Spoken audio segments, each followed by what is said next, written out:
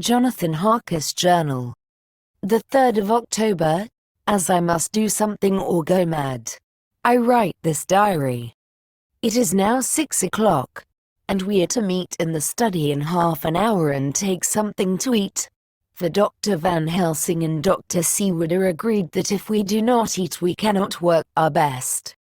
Our best will be, God knows, required today. I must keep writing at every chance, for I dare not stop to think. All, big and little, must go down. Perhaps at the end the little things may teach us most. The teaching, big or little, could not have landed Mina or me anywhere worse than we are today.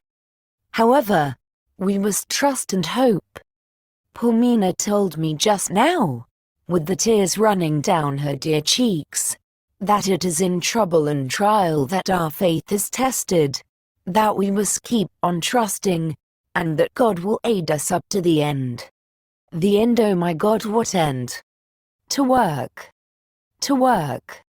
When Dr. Van Helsing and Dr. Seward had come back from seeing poor Enfield, we went gravely into what was to be done. First, Dr. Seward told us that when he and Dr. Van Helsing had gone down to the room below they had found Renfield lying on the floor, all in a heap. His face was all bruised and crushed in, and the bones of the neck were broken. Dr. Seward asked the attendant who was on duty in the passage if he had heard anything. He said that he had been sitting down. He confessed to half dozing, when he heard loud voices in the room, and then Renfield had called out loudly several times, God! God!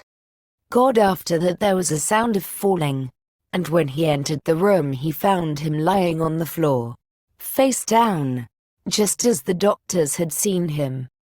Van Helsing asked if he had heard voices or a voice, and he said he could not say. That at first it had seemed to him as if there were two, but as there was no one in the room it could have been only one. He could swear to it, if required, that the word God was spoken by the patient. Dr. Seward said to us, when we were alone, that he did not wish to go into the matter.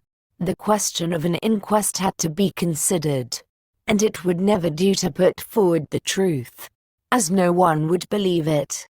As it was, he thought that on the attendant's evidence he could give a certificate of death by misadventure in falling from bed. In case the coroner should demand it, there would be a formal inquest, necessarily to the same result. When the question began to be discussed as to what should be our next step, the very first thing we decided was that Mina should be in full confidence, that nothing of any sort, no matter how painful, should be kept from her. She herself agreed as to its wisdom, and it was pitiful to see her so brave and yet so sorrowful, and in such a depth of despair. There must be no concealment, she said. Alas, we have had too much already. And besides, there is nothing in all the world that can give me more pain than I have already endured, than I suffer now. Whatever may happen, it must be of new hope or of new courage to me. Van Helsing was looking at her fixedly as she spoke, and said, suddenly but quietly, "But dear Madam Mina, are you not afraid? Not for yourself, but for others from yourself. After what has happened?" Her face grew set in its lines, but her eyes shone with the devotion of a martyr as she answered, "Ah no, for my mind is made up." To what he asked gently, whilst we were all very still, for each in our own way we had a sort of vague idea of what she meant. Her answer came with direct simplicity, as though she was simply stating a fact. "Because if I find in myself, and I shall watch keenly for it, a sign of harm to any that I love, I shall die." "You would not kill yourself?" he asked, hoarsely. "I would, if there were no friend who loved me, who would save me such a pain." And so desperate an effort she looked at him meaningly as she spoke. He was sitting down, but now he rose and came close to her and put his hand on her head as he said solemnly, "My child, there is such an one if it were for your good. For myself, I could hold it in my account with God to find such an euthanasia for you, even at this moment if it were best. Nay, were it safe. But my child," for a moment he seemed choked, and a great sob rose in his throat. He gulped it down and went on, "There are here some who would stand between you and death. You must not die. You must not die by any hand, but least of all by your own. Until the other, who has fouled your sweet life, is true dead, you must not die. For if he is still with the quick undead, your death would make you even as he is. No, you must live. You must struggle and strive to live, though death would seem a boon unspeakable. You must fight death himself, though he come to you in pain or in joy, by the day, or the night, in safety or in peril.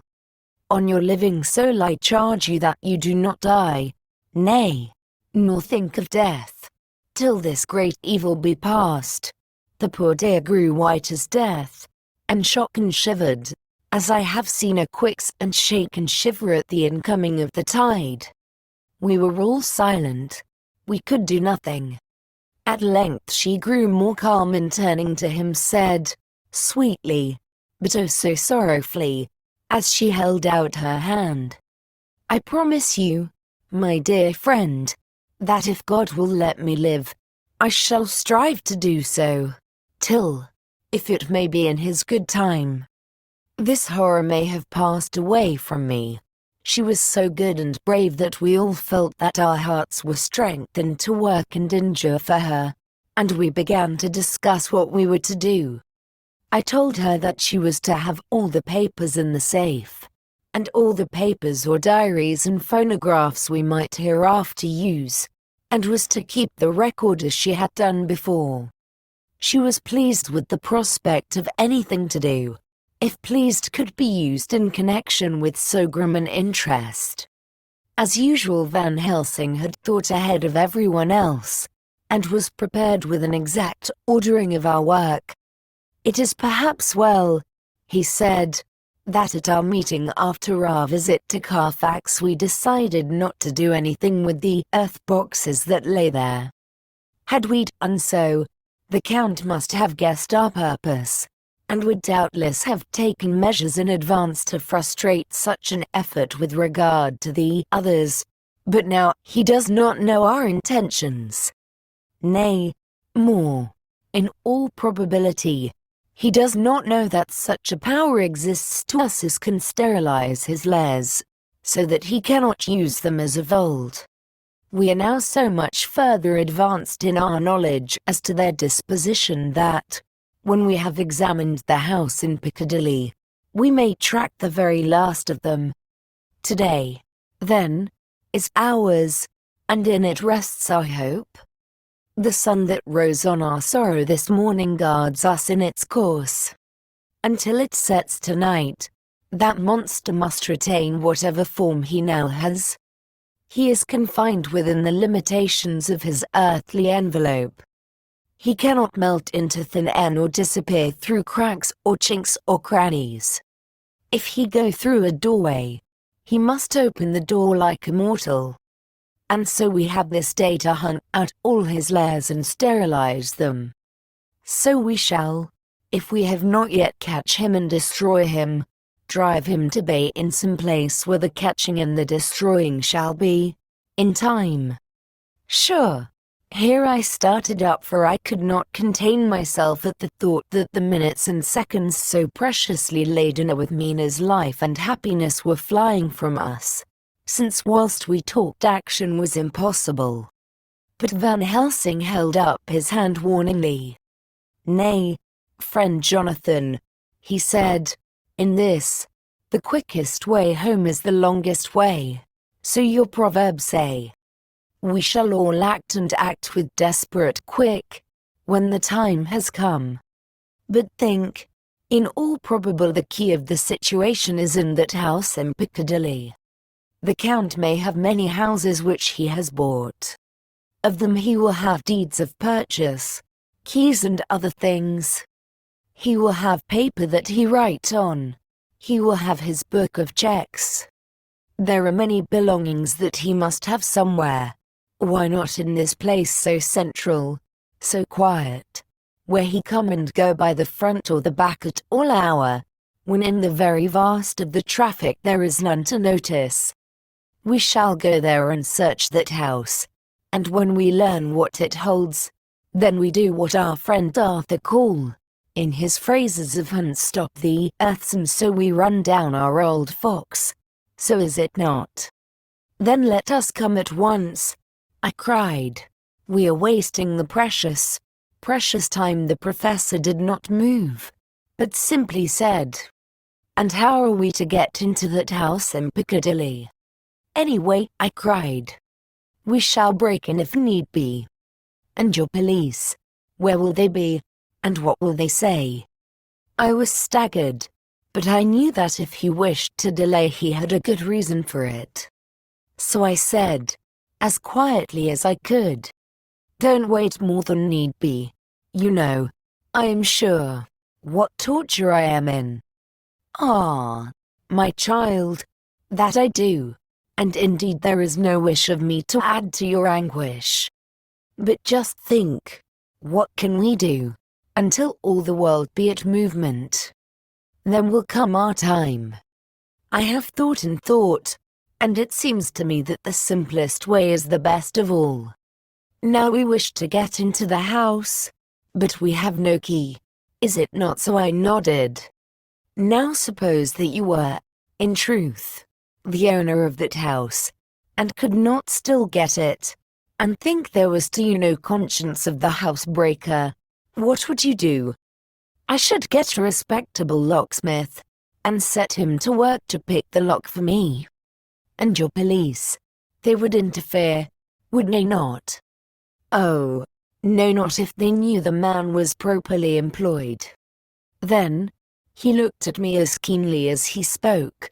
"All that is in doubt is the conscience of the employer, and the belief of your policeman as to whether or no that employer has a good conscience or a bad one.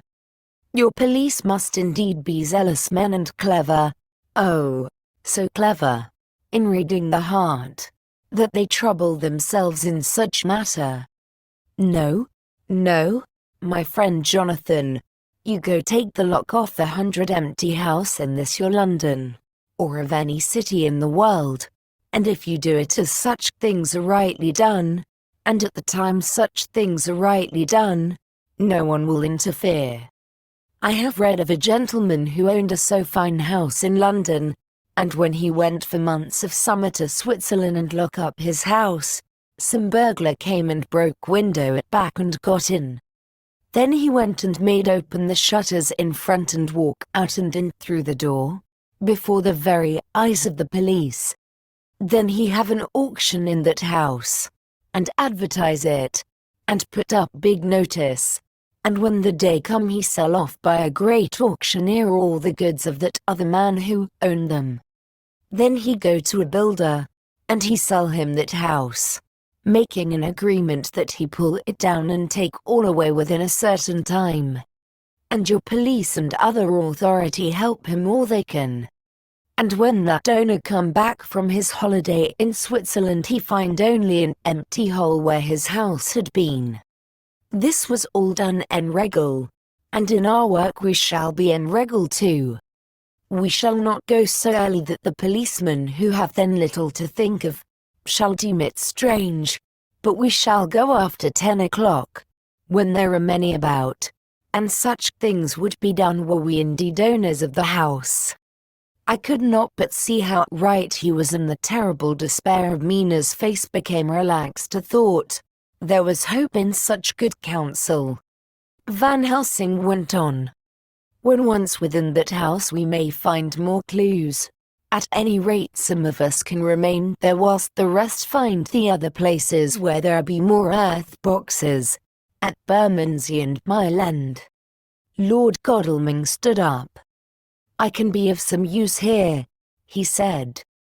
I shall wire to my people to have horses and carriages where they will be most convenient. Look here, old fellow, said Morris. It is a capital idea to have already in case we want to go horsebacking. But don't you think that one of your snappy carriages with its heraldic adornments in a byway of Walworth or Mile End would attract too much attention for our purposes? It seems to me that we ought to take cabs when we go south or east, and even leave them somewhere near the neighborhood we are going to. Friend Quincy is right, said the professor.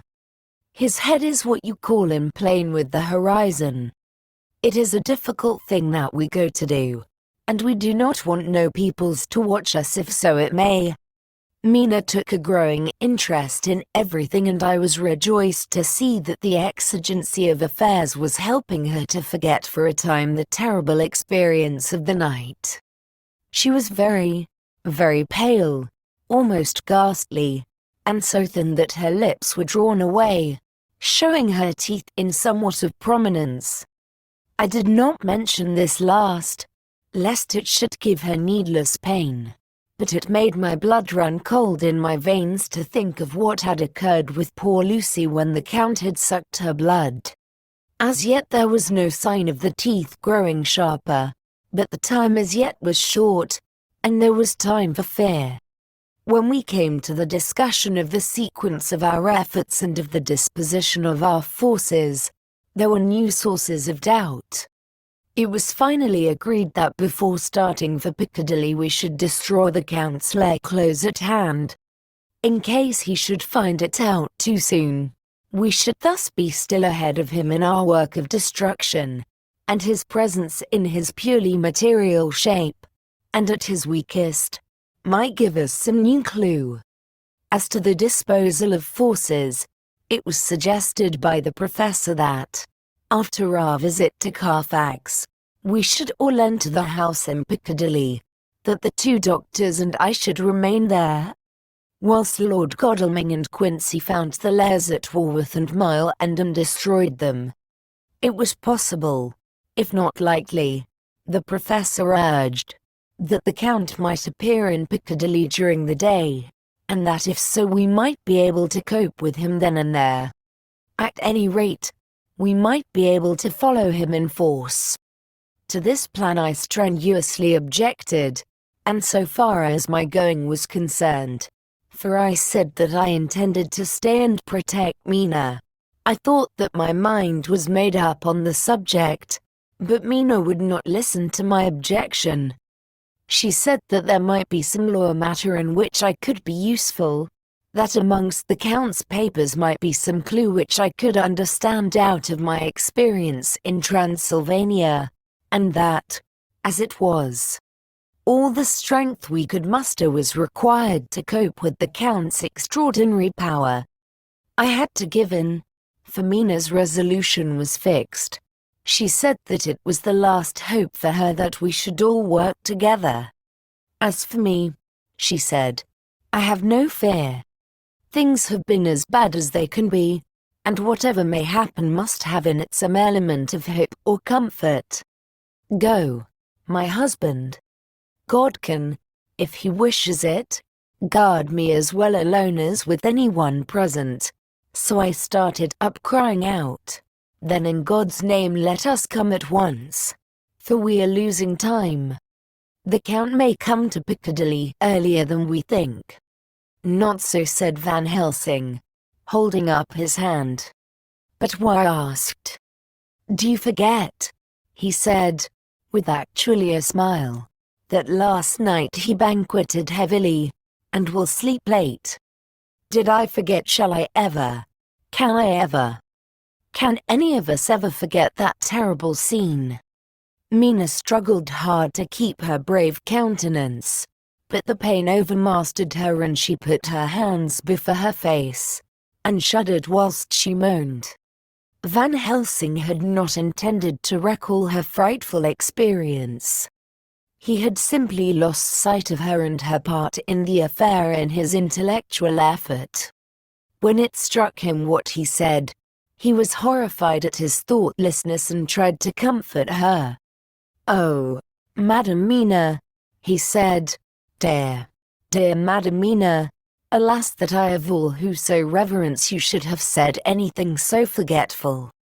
These stupid old lips of mine and this stupid old head do not deserve so, but you will forget it, will you not?" He bent low beside her as he spoke.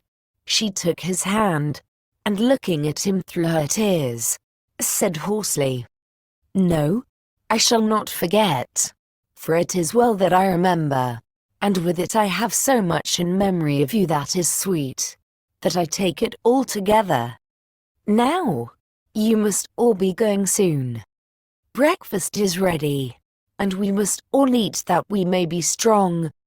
Breakfast was a strange meal to us all. We tried to be cheerful and encourage each other, and Mina was the brightest and most cheerful of us. When it was over, Van Helsing stood up and said, "Now, my dear friends, we go forth to our terrible enterprise.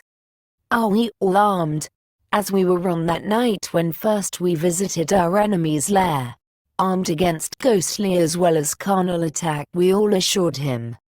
"Then it is well.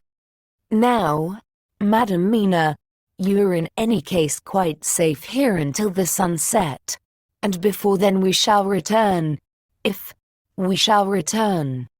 But before we go let me see you armed against personal attack. I have myself, since you came down, prepared your chamber by the placing of things of which we know, so that he may not enter. Now let me guard yourself. On your forehead I touch this piece of sacred wafer in the name of the Father, the Son, and—" There was a fearful scream which almost froze our hearts to hear. As he had placed the wafer on Mina's forehead, it had seared it, had burned into the flesh as though it had been a piece of white-hot metal. My poor darling's brain had told her the significance of the fact as quickly as her nerves received the pain of it, and the two so overwhelmed her that her overwrought nature had its voice in that dreadful scream. But the words to her thought came quickly. The echo of the scream had not ceased to ring on the air when there came the reaction, and she sank on her knees on the floor in an agony of abasement. Pulling her beautiful hair over her face, as the leper of old his mantle, she wailed out, "Unclean! Unclean! Even the Almighty shuns my polluted flesh. I must bear this mark of shame upon my forehead until the judgment day." They all paused. I had thrown myself beside her in an agony of helpless grief, and putting my arms around held her tight. For a few minutes our sorrowful hearts beat together, whilst the friends around us turned away their eyes that ran tears silently. Then Van Helsing turned and said gravely, so gravely that I could not help feeling that he was in some way inspired, and was stating things outside himself.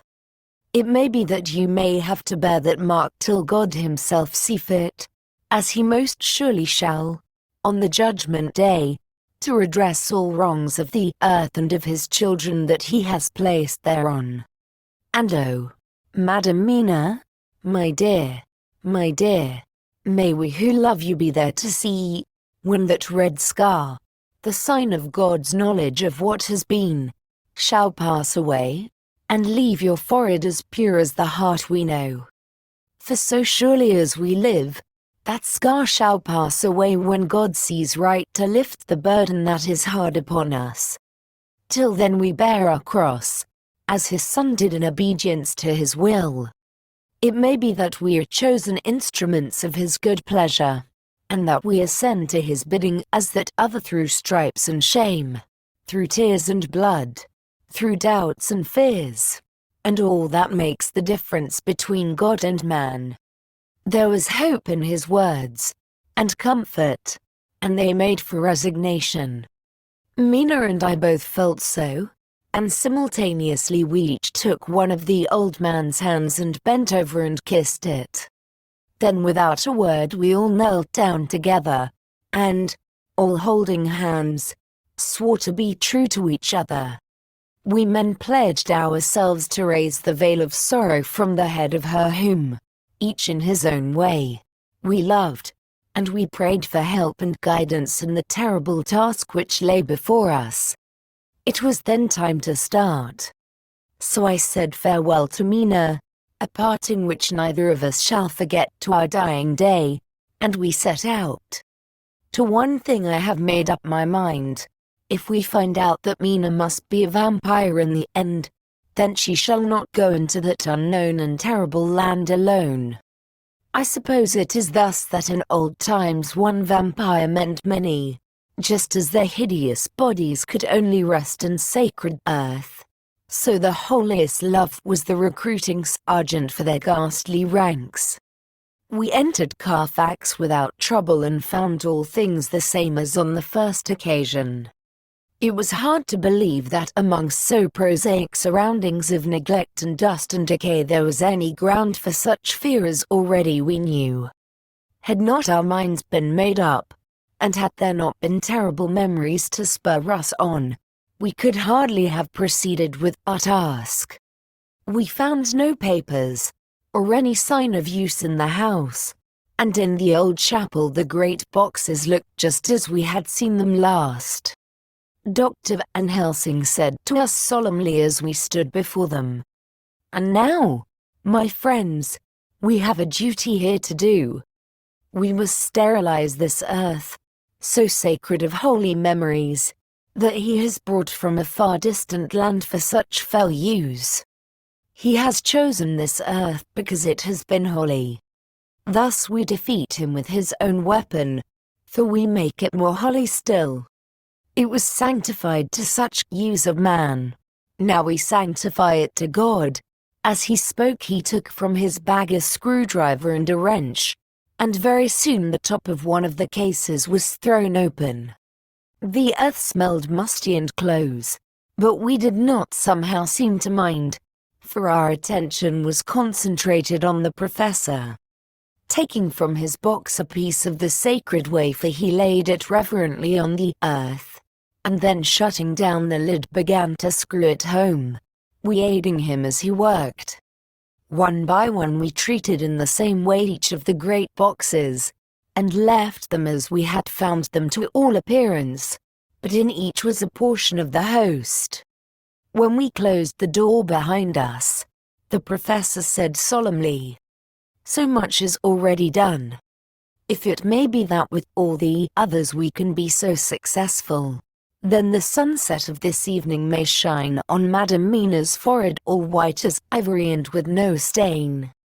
As we passed across the lawn on our way to the station to catch our train we could see the front of the asylum. I looked eagerly, and in the window of my own room saw Mina. I waved my hand to her, and nodded to tell that our work there was successfully accomplished. She nodded in reply to show that she understood.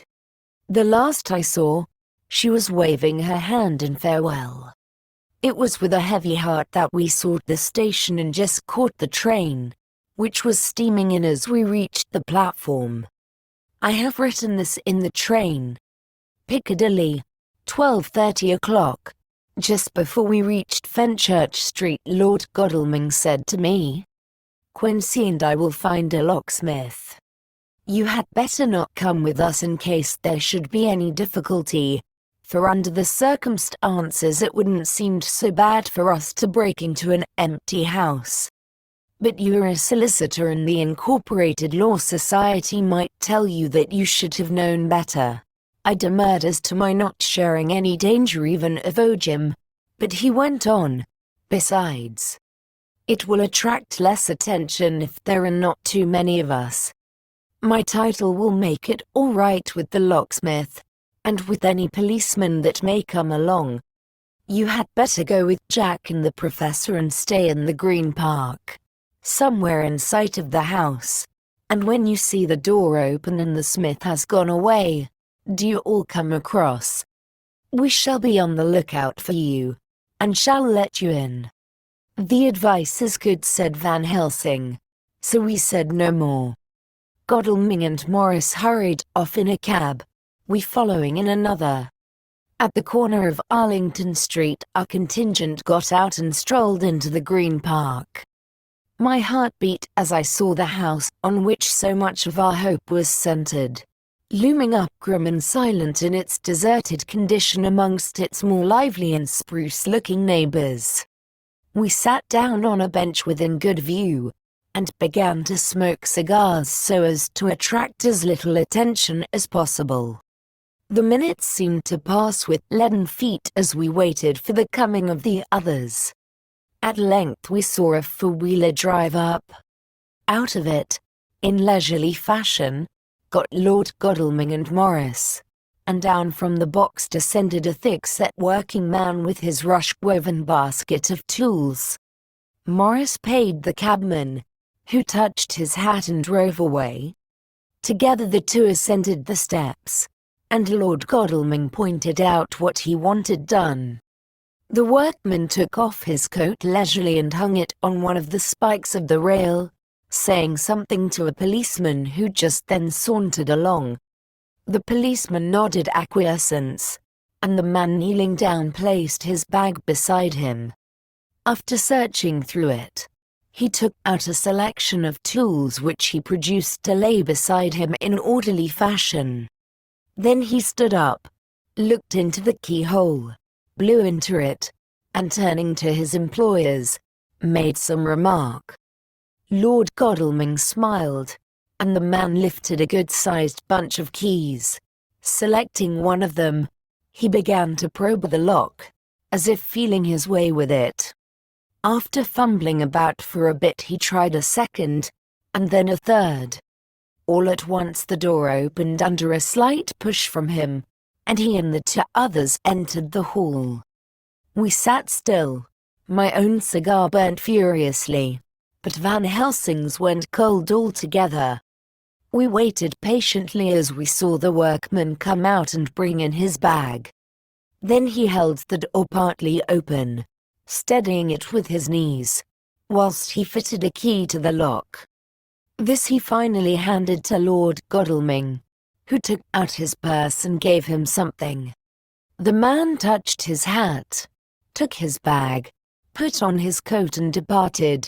Not a soul took the slightest notice of the whole transaction. When the man had fairly gone, we three crossed the street and knocked at the door. It was immediately opened by Quincy Morris, beside whom stood Lord Godalming lighting a cigar. "The place smells so vilely," said the latter as we came in.